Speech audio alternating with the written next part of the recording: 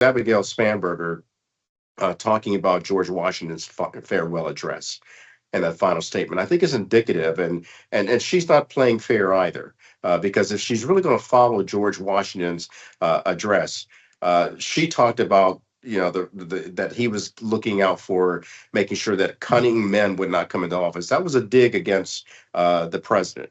I take exception to that because I think if you're going to talk about George Washington, you got to be fair. George Washington's key themes in his farewell address was national unity, breaking up political factions, developing a good foreign policy for foreign relations, and also having civic virtue. So, any of the people out there today running for office, if they could go back to George Washington and study that, we also heard the President of the United States talk about on July 4th in 1826 that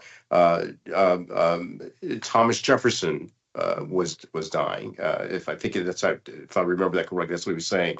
Well, at the same time, John Adams was dying the same day. These are two men who were opposed to each other, and yet they came together to bid each of their friends a final farewell, letting each of their friends know that they cared about them, they cared about this nation.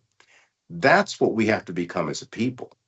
Whether we're white, black, brown, yellow, whatever, we have to come together. If we're liberal, Democrat, independent, whatever, we have to learn how to come together. That is what the vision that George Washington had. That is not what Abigail Spanberger just talked about. She said it, but then she left it on the floor by not lifting it up, saying, hey, we got to reach out to the president. The president has to reach out to us. We have to come together. That is what disturbs so many people in the country. The fact that the president and the Democrats and the Republicans cannot see eye to eye for anything, like standing up saying, I'm for America first.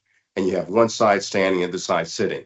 That is appalling. And that is what many people in America are saying. Enough is enough. We have to pray that we do better, become better, and stand up for exactly what Washington talked about: national unity, stopping political factions, the divisive nature of political parties, and dealing with foreign relations, advising against forming permanent allegiances or alliances with foreign nations, and civic virtue. That is so fundamentally sound.